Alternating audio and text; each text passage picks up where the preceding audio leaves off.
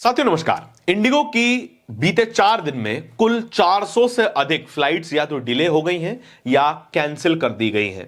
इस घटना से एक और बार साबित हो गया है कि राहुल गांधी 100% सही साबित हुए हैं, ऐसा लोग लिख रहे हैं। राहुल गांधी किस मामले में सही साबित हुए हैं, इसकी बात जरा वीडियो के अंत में करेंगे। पहले जान लेते हैं इंडिगो के साथ आखिर हुआ क्या है। इंडिगो भारत की सबसे बड़ी एयरलाइंस में से एक है। बजट एयरलाइंस का टैग इंडिगो के साथ हमेशा से जुड़ा रहा है कि किफायती दामों में सबसे ज्यादा डोमेस्टिक फ्लाइट्स उड़ाने वाली इकलौती एयरलाइन है इंडिगो।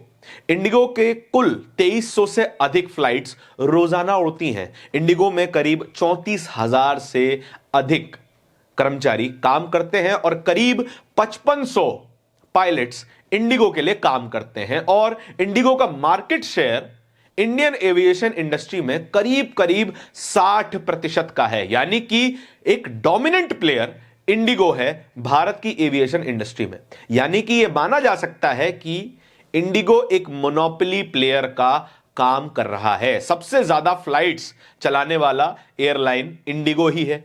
सबसे ज्यादा कंट्रोल इंडियन एविएशन पर और उसके टिकट प्राइसिंग पर रखने वाला इंडिगो ही है। इंडिगो चाहे तो अपनी मनमर्जी से पूरी एविएशन इंडस्ट्री को उथल पुथल कर सकता है, जो कि हुआ भी है। अब यह मनमर्जी से हुआ है, गलती से हुआ है या फिर क्राइसिस है, इसके बारे में तो पता चलना बेहद मुश्किल है, लेकिन जो हुआ है वो बेहद डरा देने वाला है। 400 से ज्यादा फ्लाइट डिले हो जाना या कैंसिल हो जाना, 400 से ज्यादा यानी कि हजारों की संख्या में यात्री देश के अलग अलग एयरपोर्ट्स पे खड़े रह गए, इंतजार करने को मजबूर हो गए और मजबूरन उन्हें अपना ट्रैवल कैंसिल भी करना पड़ा होगा या फिर कोई और फ्लाइट लेकर जाना होगा जिसका जाहिरी तौर पर फ्लाइट का फेयर अधिक रहा होगा।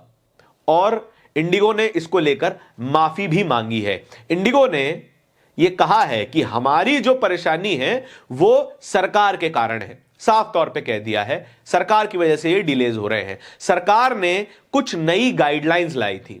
सरकार कह रही थी, मिनिस्ट्री ऑफ सिविल एविएशन, कि जो पायलट्स हैं, जो क्रू मेंबर हैं, जिन्हें आप एयर होस्टेस कहते हैं, कैबिन क्रू कहते हैं, उनका जो रेस्ट टाइम है उसको बढ़ाया जाना चाहिए। फिलहाल के लिए जो नियम है वो है कि एक पायलट को एक हफ्ते में 36 घंटे का रेस्ट टाइम मिलेगा, लगभग 1.5 दिन के आसपास। लेकिन अब नए नियमों के आ जाने के बाद, यानी कि 1 नवंबर से यह रेस्ट टाइम बढ़ के 48 घंटे हो जाएगा, यानी कि पूरे 2 दिन। यानी कि कोई पायलट पूरे हफ्ते में केवल 5 ही दिन काम करेंगे और 2 दिन की उनको छुट्टी मिलेगी। अब यह छुट्टी टुकड़ों में हो सकती है या फिर लगातार 2 दिन की छुट्टी दी जा सकती है। डिपेंड करता है एयरलाइन उनके शेड्यूल को किस तरीके से बांटती है। लेकिन जैसे ही ये नियम लागू हुए वैसे ही इंडिगो का पूरा सिस्टम उथल पुथल होने लगा।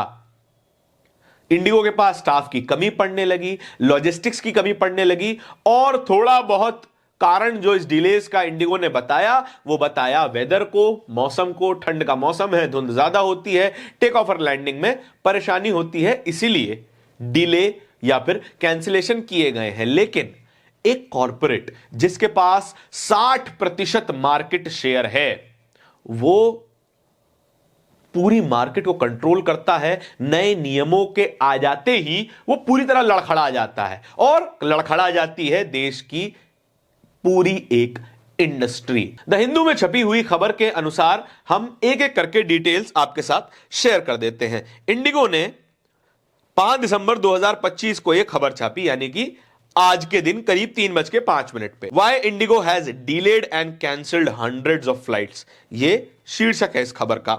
जरा डिटेल में चलते हैं। डिटेल बताती है कि 5 दिसंबर से पहले 4 दिन, यानी कि 4 दिसंबर, 3 दिसंबर, 2 दिसंबर और 1 दिसंबर, इन 4 दिनों में 400 से ज्यादा फ्लाइट्स कैंसिल हुई हैं और फ्लाइट कैंसिलेशन और डिलेज का रेशो बढ़ के 8.5% हो गया। यानी कि कुल फ्लाइट्स जो इंडिगो उड़ाता है उस कुल फ्लाइट में से 8.5% या तो कैंसिल हो जाती हैं या फिर डिले हो जाती हैं। आगे डिटेल में चलते हैं।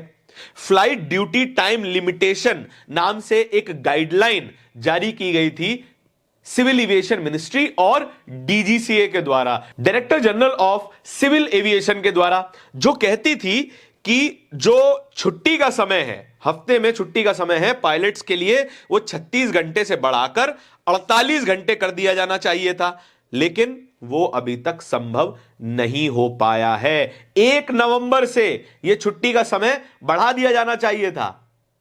इंडिगो ने अपने पायलट्स को कॉल किया, पायलट्स को पत्र लिखा और तमाम अपने एम्प्लॉयज को कहा कि आप अपनी छुट्टी कैंसिल करके आ जाइए काम पे, लेकिन उस कंपनी को कोई व्यक्ति अपना समय क्यों देगा जिसका मुनाफा 7,000 करोड़ रुपए है, लेकिन पायलट्स की सैलरी नहीं बढ़ती, क्रू मेंबर्स की सैलरी नहीं बढ़ती। ऐसा इल्जाम लगाया जा रहा है। इसकी कितने तथ्यात्मक सबूत हैं इस पर हम कोई टिप्पणी नहीं कर रहे, इल्जामों की बात हो रही है।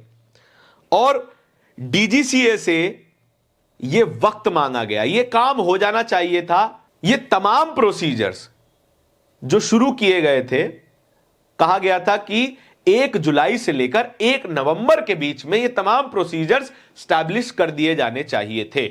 ऐसा नहीं है कि 1 नवंबर को ही ये नए नियम लागू हुए, 1 जुलाई से पता था, लेकिन अब तक नए नियम लागू नहीं किए गए। गलती किसकी?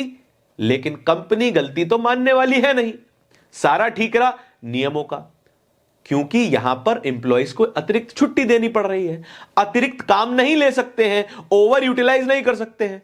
इसका एक और क्लॉज समझिए, इसी क्लॉज में नाइट टाइम फ्लाइंग को भी लिमिट किया गया था कि आप पायलट से ज्यादा फ्लाइट्स रात में नहीं चलवा सकते हैं, इसीलिए ये डिले हुए। इसकी तैयारी नहीं थी इसलिए डिले हुए, लेकिन मौसम, सरकार, नियम, इस पर ठीकरा फोड़ दिया गया।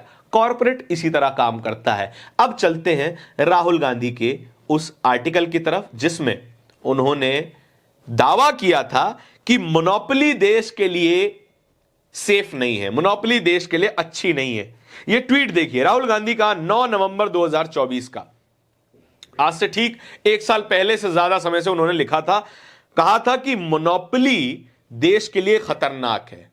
इस आर्टिकल का मजमून अगर एक लाइन में मुझे बताना हो तो मोनोपोली देश के लिए खतरनाक है, क्योंकि अगर एक कंपनी की मोनोपोली होगी, एक कंपनी को ही 50% से ज्यादा का मार्केट शेयर हासिल कर लेगी कंपनी, वो जो चाहे वो नियम लागू करेगी, जो चाहे वो पैसा वसूल करेगी, और यदि किसी सिचुएशन में वो कंपनी कोलैप्स कर गई तो वो कोलैप्स कर जाएगी पूरी की पूरी इंडस्ट्री, जो कि अब इंडियन एविएशन इंडस्ट्री के साथ हो रहा है। गौरव पंधी नाम के ट्विटर अकाउंट यूजर लिख रहे हैं, the collapse of IndiGo has yet again proved Rahul Gandhi was 100% right. In his article last year he warned that Modi's fake economy run by monopoly buddies and rigging deals would leave ordinary people suffering. Ordinary people suffering. अब मान लीजिए इन 400 में से ज्यादा flight जो cancel हुई हैं उनमें कोई व्यक्ति किसी इमरजेंसी में जा रहा हो, किसी बिजनेस मीटिंग के लिए जा रहा हो, अपने परिवार से मिलने जा रहा हो, तो उसका तो नुकसान हुआ। कंपनी तो 400 फ्लाइट की बजाय बाकी जो 2100 फ्लाइट वो उड़ा रही है उससे पैसा कमा लेगी, प्रॉफिटेबल वो तब भी रहेंगे। लेकिन एक व्यक्ति जिसकी कोई बिजनेस डील इस फ्लाइट डिले की वजह से खराब हो गई, वो अपने परिवार के किसी व्यक्ति के अंतिम दर्शन नहीं कर पाया, अपने बेटी या बेटे के जन्म पर नहीं पहुंच पाया, उसके दिल पर क्या बीत रही होगी वो कोई नहीं सोच सकता। ऑर्डिनरी पीपल ही सफर करते हैं। And now look, one airline with nearly 60% market share goes down and the whole country is stuck on the runway. 60% से ज्यादा मार्केट शेयर कर रखने वाली कंपनी खतरे में जाती है, उसके ऑपरेशंस खराब होते हैं और पूरी कंट्री रनवे पर अटक जाती है। राहुल गांधी कई बार इस तरीके की चीजों को पॉइंट आउट करते रहते हैं, मोनोपोली के बारे में लिखते रहते हैं, लेकिन कोई ध्यान नहीं देता। जब घटनाएं होती हैं तब याद आता है कि देखिए वो व्यक्ति ठीक था। अब ठीक था कि नहीं था, इस बात का फैसला कीजिए आप, और अपने विचार कमेंट में बताइए। इसी तरह की और भी खबरों को देखते रहने के लिए बोलता हिंदुस्तान को सब्सक्राइब भी करते जाइए। बहुत बहुत धन्यवाद।